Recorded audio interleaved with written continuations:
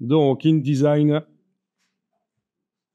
je fais Shift tabulation ici pour me débarrasser des palettes que j'avais en trop. Et je vais faire un nouveau document. Donc, si vous avez le panneau d'accueil de InDesign, vous cliquez sur Nouveau document ou sur... oui, c'est comme ça que ça s'appelle quand on a le panneau d'accueil. Moi, le panneau d'accueil ici, j'ai fait en sorte de ne plus l'avoir, que ce soit dans InDesign, Photoshop ou Illustrator. Je trouve qu'il est assez ennuyeux. Dès qu'on n'a plus un document ouvert dans le logiciel, il y a ce panneau d'accueil qui arrive. C'est pas toujours très pratique. Et donc, dans les préférences générales, j'ai décoché ceci. Comme ça, il ne m'ennuie plus. Donc, que ce soit dans Photoshop, Illustrator, InDesign, j'ai fait ça. Voilà pourquoi moi, j'ai pas le panneau d'accueil. Je fais à l'ancienne le nouveau document par le menu Fichier, Nouveau document. Donc, on va démarrer d'un document pour l'impression. Format lettre, c'est plus sympa que le format administratif A4. Format photocopieuse, on va éviter. Et bien sûr, on peut faire des documents de la dimension qu'on souhaite. On peut même s'éloigner de ça, même faire des documents carrés, etc. Il faut juste en parler à l'imprimeur avant de se lancer dans la création d'un document et puis de débarquer chez l'imprimeur sans qu'il nous ait jamais vu. Ça va mal se passer. Voyez toujours l'imprimeur avant de faire votre document et pendant même. Alors, on va décocher page en vis-à-vis. On va juste avoir un document recto dans un premier temps ici pour simplifier les choses. Que dire de plus? On peut déjà déterminer le nombre de pages ici éventuellement. Donc, on va faire un document de 16 pages. Je vous rappelle qu'on ne décide pas... Oui, quoique, j'allais vous parler de l'imprimeur, mais si ce n'est pas un document recto verso, c'est plus simple. Donc, le nombre de pages, on est plus libre. Alors que dans un document recto verso, vu qu'il faut plier les pages et les rogner, là, on est moins libre de choisir comme on veut le nombre de pages. Bien, alors, on crée le document. Voilà. Alors, vous allez faire un bloc texte avec l'outil texte, un bloc texte dans la zone des marges. Donc, vous commencez en haut à gauche. Normalement, le magnétisme est enclenché et vous allez jusqu'au côté droit. En ce qui concerne la hauteur du bloc texte, dans un premier temps, on ne s'en occupe pas. Voilà, il est créé, mais je le vois surtout si j'utilise la flèche noire parce que ça fait apparaître les poignées autour du bloc. Donc, le bloc n'est pas très visible. Moi, ce que je propose, c'est dans un premier temps de coloriser temporairement le fond du bloc pour qu'on voit bien où il est. Donc, on va aller dans le nuancier. Donc, menu, fenêtre, couleur, nuancier, ou alors vous utilisez la touche de fonction F5 pour le faire apparaître, évidemment.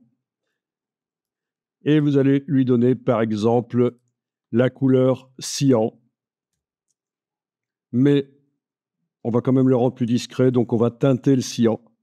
Donc, ça va pas être comme si c'était un aplat d'encre cyan 100%. On va créer des petits points de trame, mais évidemment, dans InDesign, on ne les voit pas, les points de trame. C'est si on imprimait sur le papier, cette couleur serait créée par des petits points de trame, comme vous connaissez. Mais finalement, donc, comme je vous dis, à un certain moment, avant l'impression du document, ce sera retiré. C'est juste temporairement le temps de voir où est le bloc. Donc, je voulais choisir le degré de teinte que vous voulez. Mais là, clairement, on voit un peu mieux où est le bloc. Alors, je sélectionne le bloc avec la flèche noire et on va déterminer sa hauteur. Donc, il va toujours coller à la marge du dessus. Il va faire les 2/3 de la hauteur intramarge. Donc, dans un premier temps, je vais le descendre complètement en bas. Voilà. Donc, je veux qu'il ait comme espace qu'il occupe les 2/3 supérieurs de la zone intramarge. C'est un choix. Alors, on aurait pu aussi utiliser le nombre d'or. On verra ça un peu plus loin. Le nombre d'or, la règle les règles d'or, tout ça, vous avez certainement entendu parler. Il y a beaucoup à dire là-dessus. Mais on va ici faire les 2 tiers. Donc, dans un premier temps, ce bloc sélectionné, vous allez indiquer ici que c'est la partie supérieure qui ne va pas bouger quand je vais modifier la hauteur du bloc. Donc, vous cliquez.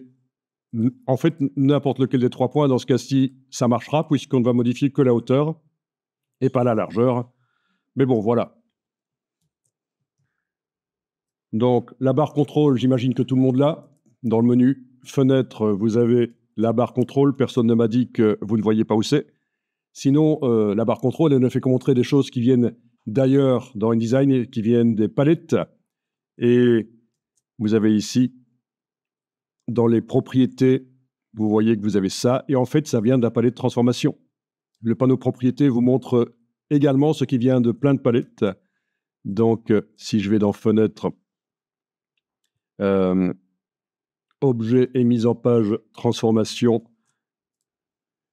Voilà, c'est de là que ça vient à l'origine, cette chose qu'on voit dans la barre contrôle au-dessus. Alors, vous avez ici le positionnement XY du bloc, mais c'est le positionnement de cette partie-là du bloc, supérieur, milieu, par rapport à l'origine des règles qui est en haut à gauche de la page 00. Si vous n'avez pas les règles affichées, c'est pas grave. Bon, tout ça pour dire que c'est pas là qu'on va aller jouer, c'est pas dans le positionnement XY, c'est vraiment dans la largeur et la hauteur. Donc on va aller ici dans la hauteur. On a toujours bien ça qui est bien enclenché, oui. La hauteur, on va diviser par 3, la hauteur. Donc il faut faire une barre oblique, et puis un 3.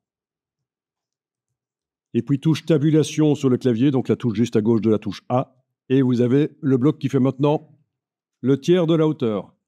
Et puis maintenant, vous allez la valeur obtenue, la multiplier par 2. Donc toujours dans hauteur ici, il va falloir indiquer l'étoile, 2, touche tabulation. Et voilà, vous avez un bloc qui fait les 2 tiers de la hauteur. Donc, tous ces petits cartouches sont des calculatrices qui nous permettent de modifier les positions, les dimensions, etc. Donc, vous allez enregistrer le document. Voilà, et ce qu'on va étudier, c'est la ligne de base dans le bloc texte. Ça, c'est la chose qu'on voit maintenant. Donc, j'enregistre le document. Alors, vous allez faire 2 colonnes dans ce bloc. Donc, il est sélectionné. On est censé aller dans le menu Objet, option de bloc de texte. Vous pouvez faire Commande B sur le Mac, CTRL B sur le PC. Et vous avez les options du bloc de texte. Et donc, vous allez décider du nombre de colonnes.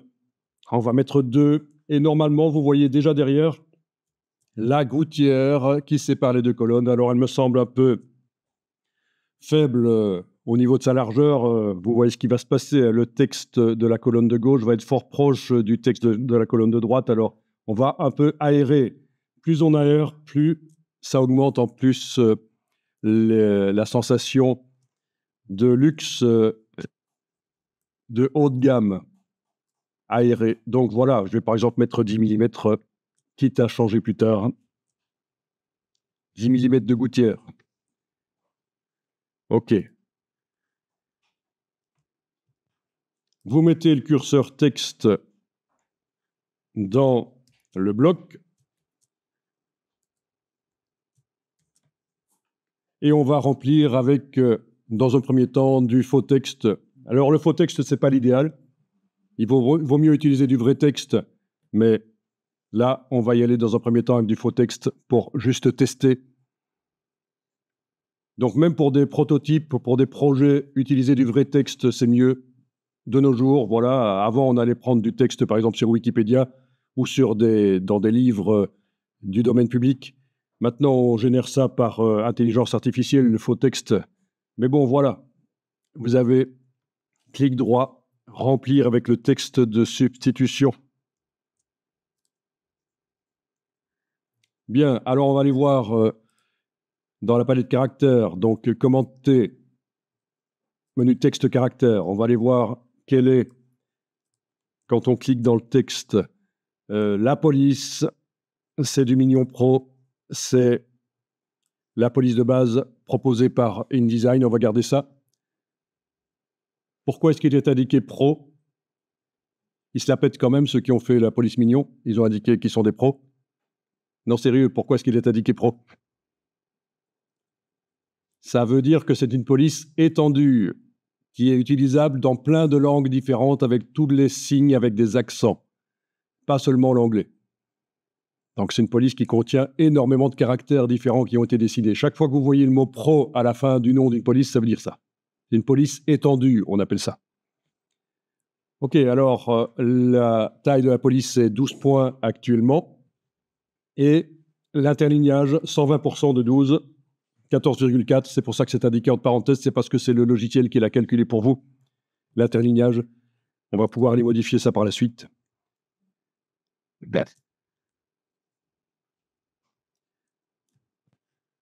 Alors, quand on travaille le texte comme ça dans InDesign, il y a quelque chose qui est vraiment super important à faire, c'est d'aller dans le menu texte et jusqu'à la dernière ligne et demander d'afficher les caractères masqués. Donc, à partir de là, on a les balises qui apparaissent. Alors, je vous rappelle que si vous êtes avec l'outil texte en train de travailler dans le texte là, pour avoir la main pour bouger le document sur l'écran, c'est la touche Alt, c'est pas la barre d'espacement. Forcément, barre d'espacement, ça mettrait des espaces. Donc ça, c'est l'exception. D'habitude, quand on veut bouger dans un logiciel Adobe le document sur l'écran, on utilise la barre d'espacement, mais là, quand on travaille du texte, c'est la touche Alt, la touche Option. Oui, quand je dis Alt, c'est Option. Avant, ça s'appelait Alt sur les claviers, maintenant c'est Option. Alors, vous remarquez quelque chose chez moi? Ah, on ne le remarque plus là. Ça a clignoté pendant un certain moment. Pourquoi ça clignote plus là? À un certain moment, les choses clignotaient.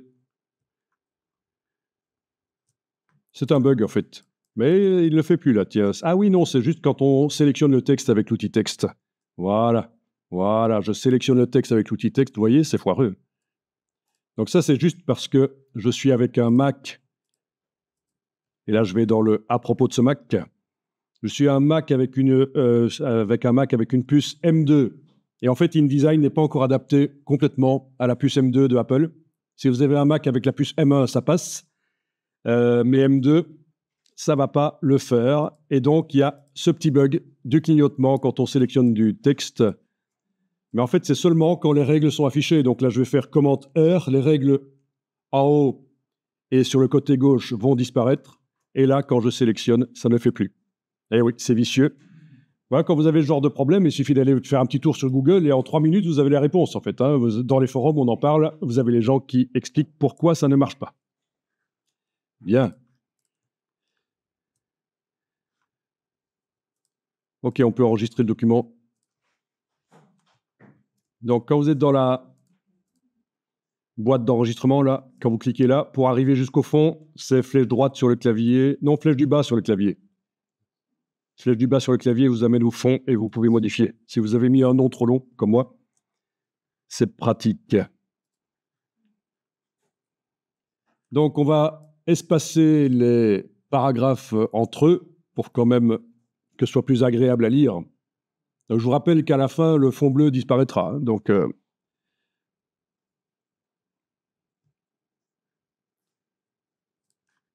on pourrait même le faire disparaître déjà maintenant, éventuellement. On le remettra s'il faut.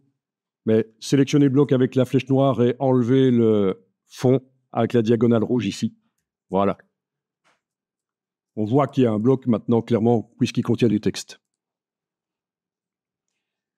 Donc, vous sélectionnez le bloc avec la flèche noire et on va modifier tous les paragraphes qui sont dans le bloc. Donc, remarquez que le remplissage avec le texte de substitution a rempli à fond le bloc, mais là, ça ne déborde pas. Je n'ai pas le petit signe plus ici. Bien sûr, on va faire des modifications, on va augmenter l'interlignage, etc. Et donc, à un certain moment, on aura du texte en excès.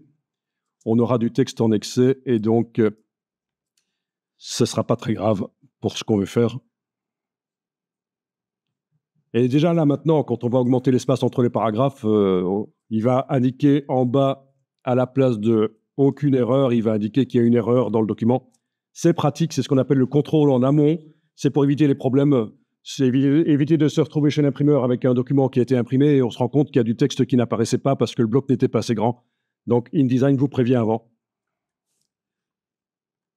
Donc ici, on va aller chercher la palette paragraphe, menu texte paragraphe, et on va, en ayant le bloc sélectionné, agir sur tous les paragraphes qui sont dans le bloc et on va les modifier. L'espace après paragraphe, c'est ici. Voilà. Et bien sûr, on peut régler avec des décimales s'il fallait. OK, là, je vais juste mettre 5,4 mm, touche tabulation, et voilà.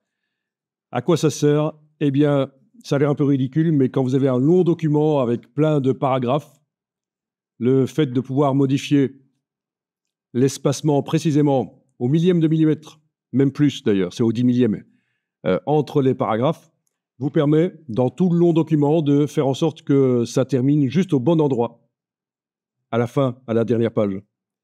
Et si on vous dit, pour des raisons budgétaires, on doit enlever 16 pages dans le document qui en fait des centaines, en jouant là-dessus, vous allez ajuster très rapidement.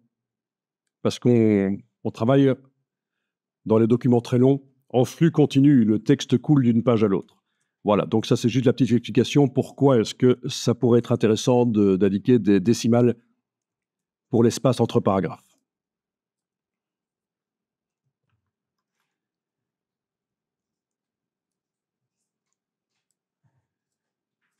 Alors on va ajouter un paragraphe au début, donc vous mettez le curseur là, vous enfoncez la touche Entrée, en fait c'est la touche Retour chariot. Dans InDesign, ça compte. Si vous utilisez la touche Entrée en bas à droite sur le clavier, ça ne va pas marcher. C'est la grosse touche Entrée au centre du clavier. Donc, Carriage Return en anglais, c'est en rapport avec les machines à écrire, en fait. Hein. C'est un terme qui vient des machines à écrire. Et vous allez taper un titre.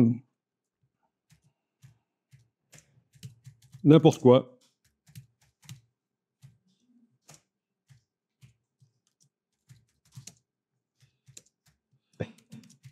Voilà.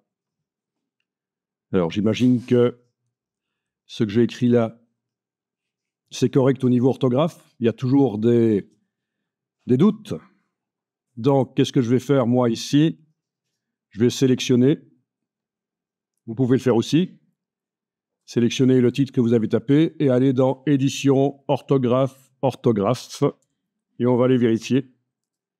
Donc, ça a l'air bête, mais est-ce qu'il faut vraiment un E majuscule quand j'écris Europe comme ça? Est-ce qu'il faut un E majuscule quand j'écris Est comme ça?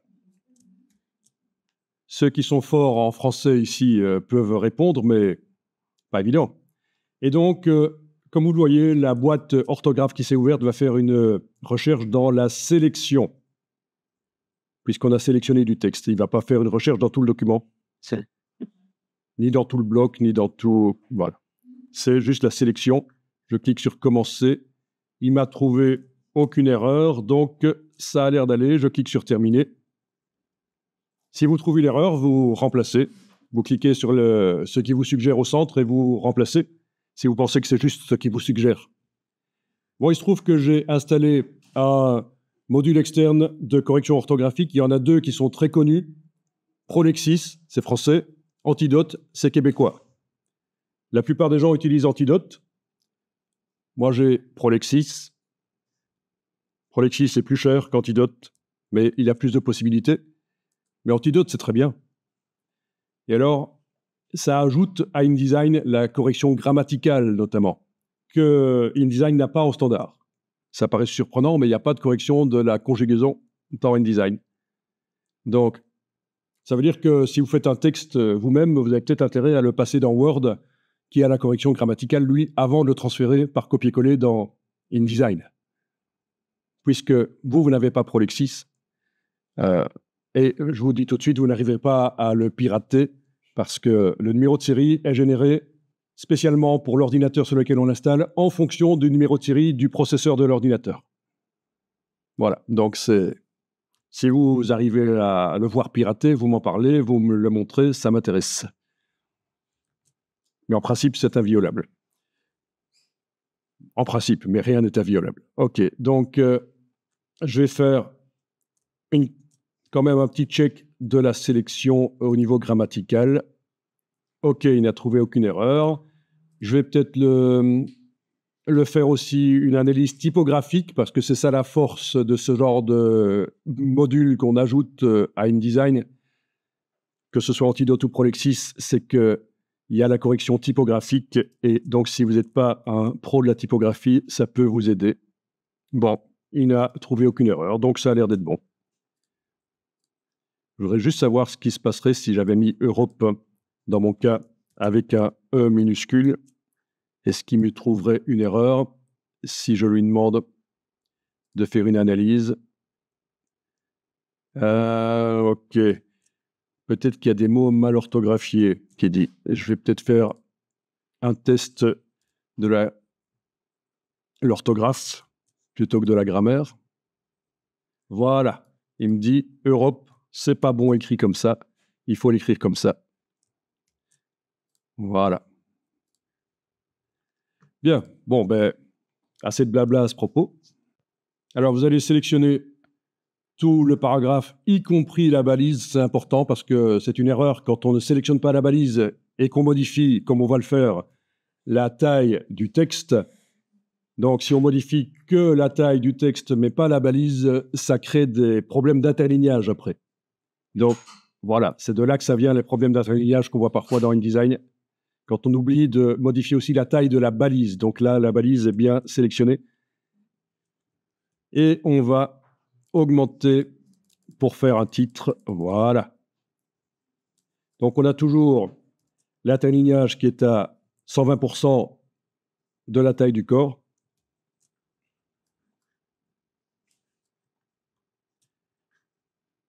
On va enregistrer le document. Donc, je clique, flèche vers le bas pour aller au fond. Numéro 3. Voilà. Un truc qui peut être bien pour les titres, c'est de les aligner éventuellement sur la droite. Donc, dans la palette paragraphe, on va tenter un alignement sur la droite. Comme ça, on s'éloigne un peu du look document Word pour d'aller vers quelque chose qui est un peu plus sérieux point de vue mise en page. Alors, vous allez absolument éviter de faire des titres et encore moins des paragraphes. Il faut éviter de faire du texte centré. Ce n'est pas très gracieux. Après, c'est un conseil, c'est une règle à appliquer, et comme toute règle, elle est faite pour être contournée au cas par cas, parfois, dans certaines circonstances, si on veut faire un certain design. Donc, je ne dis pas qu'il ne faut jamais le faire, mais je dis plutôt que d'habitude, il vaut mieux ne pas le faire. Donc, alignement à droite. On va aller décocher dans la palette paragraphe la césure, donc la coupure des mots. Voilà.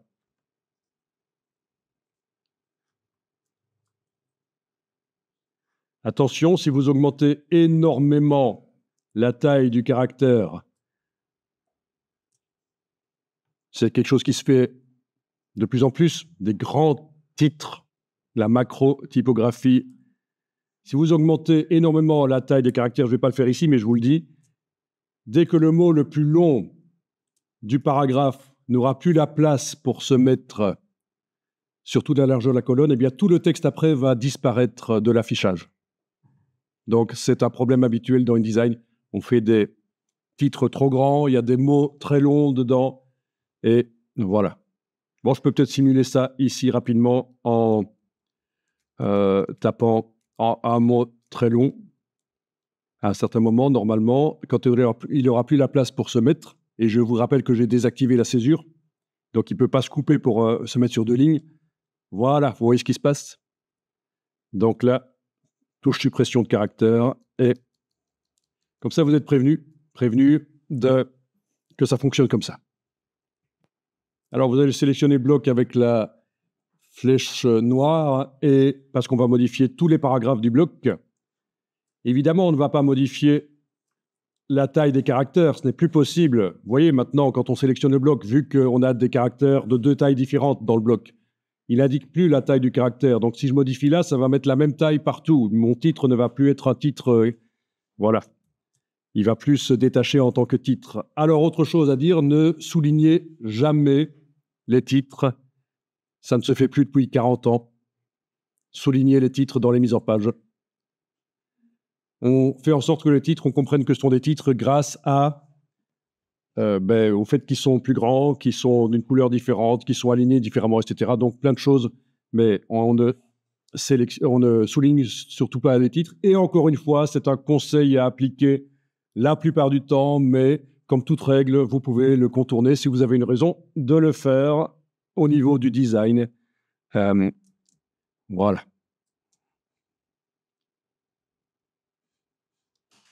Et donc ici, on va enclencher l'approche métrique, optique à la place de métrique, excusez-moi. C'est l'approche métrique pour l'instant.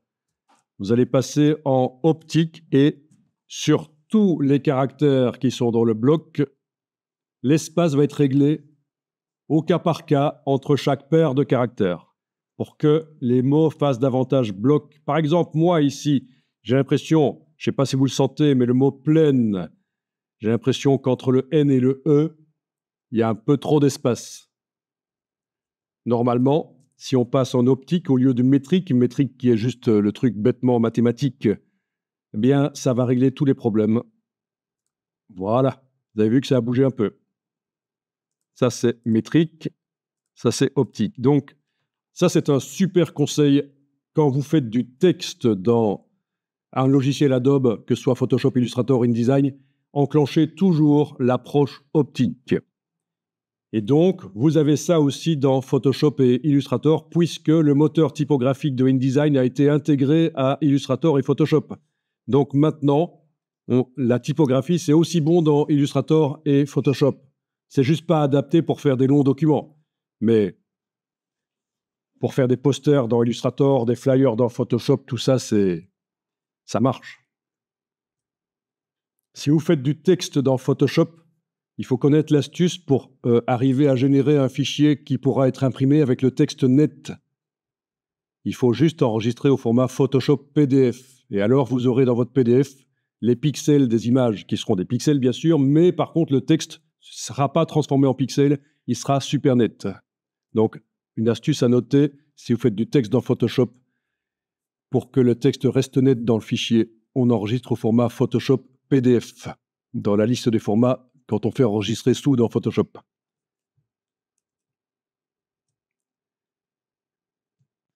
Donc tout ceci servira à ceux qui se destinent à faire de la mise en page, des travaux de mise en page, un métier dans lequel il y a de la communication par le texte, mais toute personne qui veut communiquer par l'écrit a intérêt à avoir des documents qui présentent le mieux possible, parce que ça donne du crédit, ça donne du sérieux à votre propos, à ce que vous expliquez. Si vous envoyez un document mal foutu et le même texte bien mis en page typographiquement qui fait penser à des livres, des encyclopédies, eh bien votre propos sera beaucoup plus pris au sérieux. Ce n'est pas pour rien que dans les universités, les mémoires, les thèses, on vous oblige à utiliser une certaine mise en page. Vous ne pouvez pas, pour vos mémoires et vos thèses en université, faire votre propre mise en page. Vous êtes obligé de faire selon les critères qui vous sont imposés. Ce n'est pas toujours typographiquement correct ce qu'on voit, ce n'est pas toujours très agréable à lire. L'interlignage déjà est très important. On vous impose un interlignage important plus important que la normale. Pourquoi? Mais pour que les relecteurs puissent écrire des annotations entre les lignes. Donc déjà, ça semble bizarre comme document. Donc c'est connu. Quand on veut convaincre quelqu'un par le texte, un beau texte, et donc quel que soit votre métier, votre secteur d'activité, ça peut aider. Et c'est transposable bien sûr aussi sur le web. La typographie sur le web, c'est important aussi. Ah oui, concernant les universités, il y a juste un truc qui me chipote, c'est qu'ils imposent un interlignage particulier et ils indiquent, par exemple, je ne me souviens plus, 1,8. Et alors on pourrait se dire, tiens, c'est 180% de la taille du caractère, 1,8. Pas du tout. C'est 1,8 réglé dans les logiciels Microsoft. Et ça ne correspond pas du tout à 180%. Donc ça, c'est quelque chose qui est connu dans le monde de la mise en page. Le réglage d'interlignage dans Word et dans les logiciels Microsoft d'une manière générale, même les typographes professionnels ne comprennent pas d'où ça vient, ce que ça veut dire.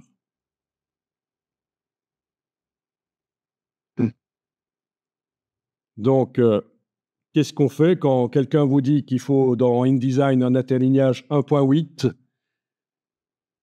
Si c'est le 1.8 du Microsoft, ben, il faut faire des tests, il faut mesurer. Quand je fais 1.8 dans Word, qu'est-ce que c'est réellement comme interlignage dans InDesign? Voilà. C'est documenté, vous pouvez faire une recherche sur le web, vous allez trouver des gens qui parlent de ça. Et moi, ce qui me chipote, c'est surtout que, voilà, dans les universités, qu'on vous donne comme consigne dans les mémoires et dans les thèses de faire un interlignage qui est spécifique à une seule marque de logiciel Microsoft, c'est un peu tangent comme démarche. Ça veut dire, ben, vous utilisez forcément Word pour faire votre thèse ou votre mémoire. Pas le choix. Vous utilisez Microsoft, ça va de soi. Mais non, ça ne va pas de soi. Dans une institution publique, on ne peut pas être attaché à une marque, à un fabricant de logiciels. Donc là, comme on dit en Wallonie, il y a une sacoué qui vanne. Fin de la parenthèse.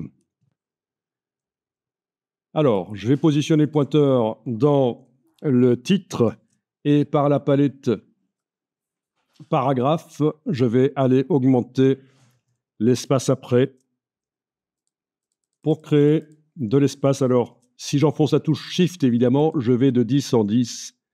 Ça va plus vite. Et donc, je dois zoomer en arrière, regarder ce que ça donne. Éventuellement, je peux enclencher l'aperçu en bas à droite de la palette des outils quand vous l'avez affiché en 2 colonnes. Ce que je vous conseille, ne gardez pas la palette des outils en une colonne. Donc, l'aperçu. Bien sûr, il y a le raccourci clavier, mais touche W, mais bon.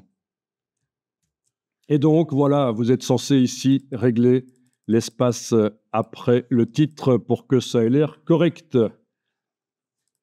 Et ça, il faut le sentir. C'est comme de la peinture, c'est comme quand vous faites une composition en peinture ou un trucage dans Photoshop ou quoi.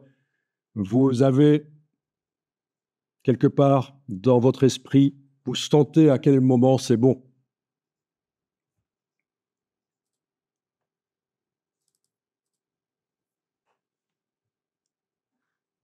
C'est un peu comme si le nombre d'or était inscrit dans votre logiciel personnel, dans votre tête.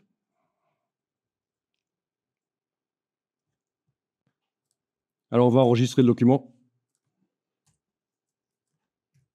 Évidemment, ici, pour les besoins du cours, on enregistre plus qu'on ferait normalement.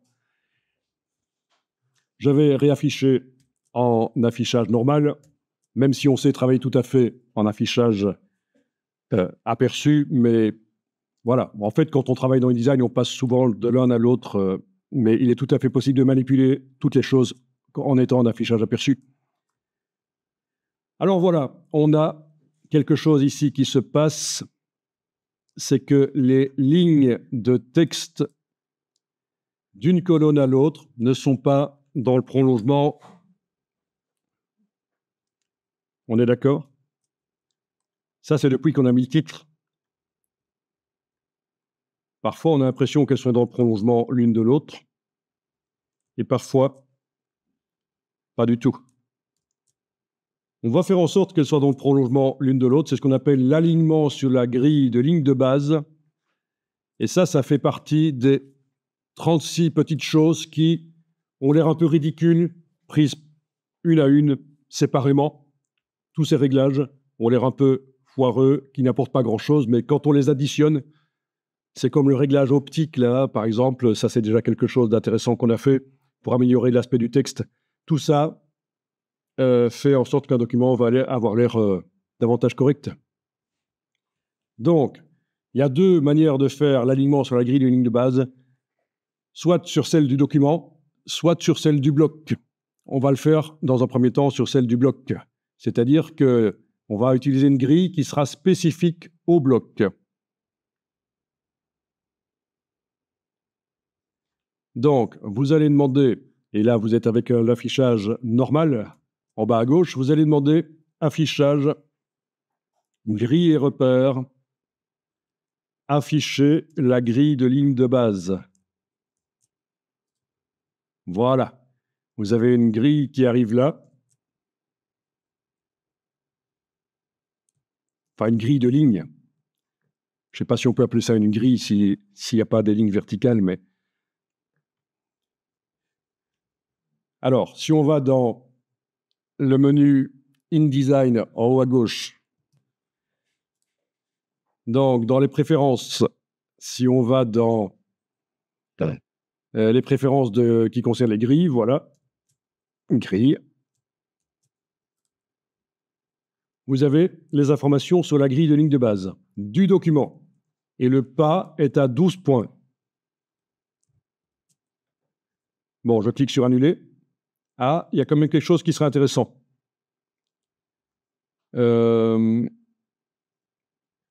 C'est de décocher grille en arrière-plan. Parce qu'actuellement, si le bloc avait de la couleur, la grille ne serait pas visible à l'endroit du texte. Donc, je décoche grille en arrière-plan. Ici, ça ne va pas faire de différence, mais en tout cas, pour la suite, quand le bloc aura de la couleur, ça fera une différence. Oui, hein, si on lui met de la couleur, si je lui remets de la couleur de fond, ça va tout de suite se voir que si l'option grille en arrière-plan est cochée, voilà, la grille n'est pas visible parce que la couleur du fond du bloc empêche de voir. Bon, ici, je vais juste retirer la couleur et remettre donc les grilles en avant-plan en décochant grille en arrière-plan, tout simplement. Voilà.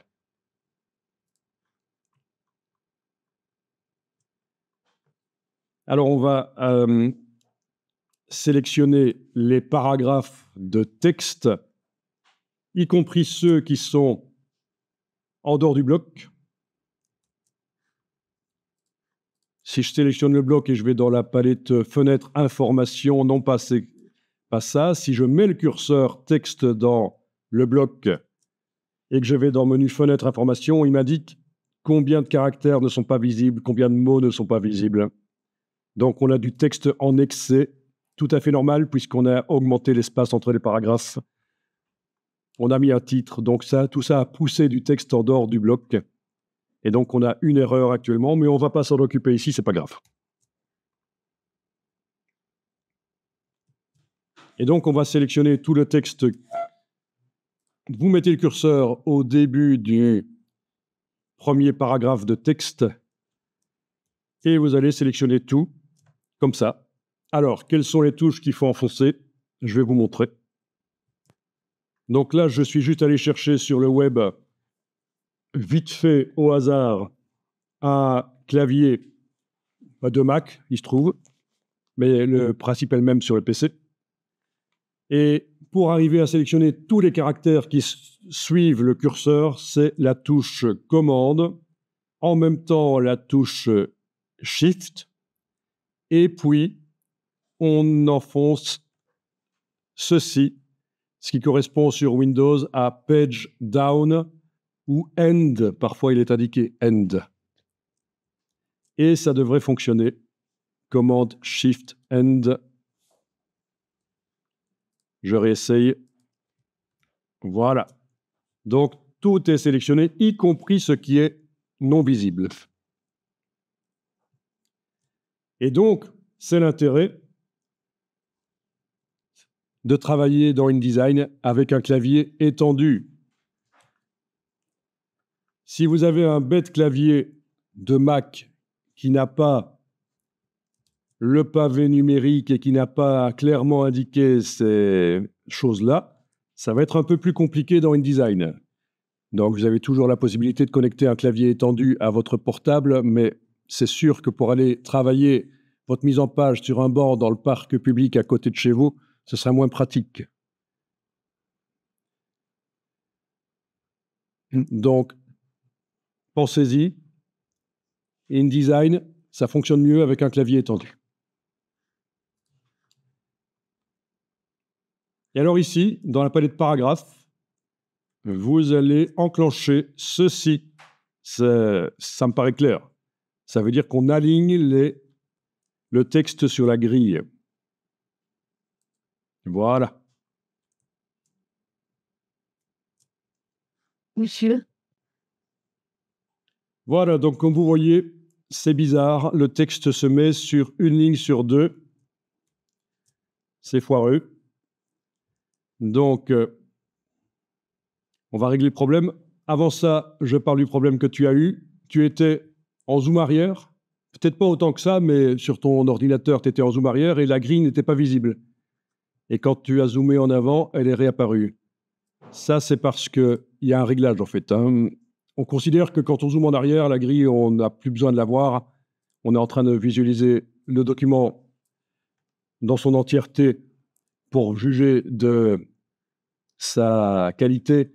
C'est en fait dans les réglages préférences de grille, vous avez ici le seuil, 75% ici, c'est le seuil de zoom à partir du moment où la grille n'est plus visible. Quand on zoome en dessous de ça. Donc c'est réglable. Mais voilà.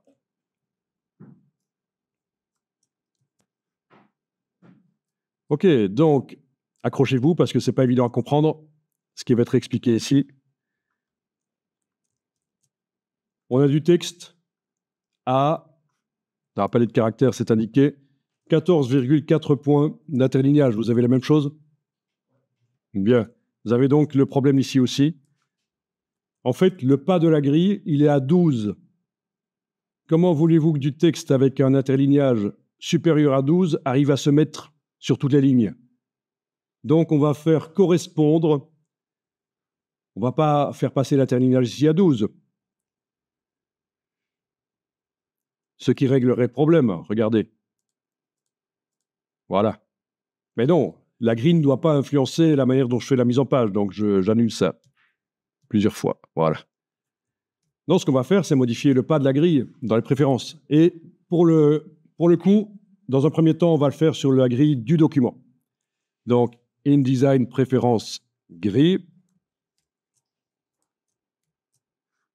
Vous avez ici le pas. Confondez pas avec début, c'est pas ça. C'est le pas dans les préférences de la grille. Et on va mettre la même chose que notre texte principal dans le document, qui est actuellement du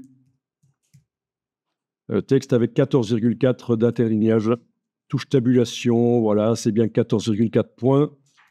OK. Et voilà, le texte colle sur la grille et d'une colonne à l'autre, il est dans le prolongement. Alors, on va faire un style de paragraphe. Pour la suite, ça va nous servir, vous allez voir. Donc, vous allez dans le menu texte, style de paragraphe. En ayant le texte sélectionné, il va nous servir à générer un style. Les caractéristiques du texte actuel vont générer un style. Actuellement, vous voyez qu'on a démarré du style standard qui était livré avec le document, quand on a créé le document, et on l'a modifié. Le petit signe plus indique qu'il a été modifié, donc si on survole, on voit quelles sont les modifications qu'on a apportées. Donc, espace après 5,4 mm, alignement sur la grille de ligne de base, approche de paire optique. Voilà, ça, c'est les modifications qui ont été apportées. Et on va créer, sur base de ça, un nouveau style. Et en fait, tout le texte ne doit pas nécessairement être sélectionné. Si vous mettez le curseur texte dans n'importe lequel des paragraphes, même sans rien sélectionner, ça va générer un style sur base de ce paragraphe. Ils sont tous pareils, on est d'accord, hein. Au niveau de leurs caractéristiques, à part le titre, bien sûr, au-dessus, mais tous les autres sont pareils. Donc, on va dans le menu de la palette style de paragraphe et on va demander nouveau style de paragraphe. Et on va l'appeler corps du texte. Et en anglais, je vais l'appeler body text. C'est le terme anglais pour dire corps du texte. On appelle ça aussi texte de labeur. Je vous le mets ici juste, hein, évidemment, pour le cours.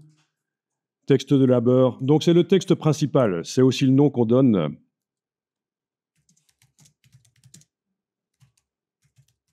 Voilà, vous avez tous les termes. Ça désigne la même chose, c'est le texte principal dans le document, corps du texte, body text, texte de labeur, texte principal, c'est la même chose. OK. On va cliquer sur OK. Et vous avez fait un style. Il n'est pas actuellement utilisé par le texte parce qu'on a oublié quand on a fait le style de cocher une option qui s'appelait appliquer à la sélection. Mais si on resélectionne tout le texte, on peut lui appliquer le style corps du texte.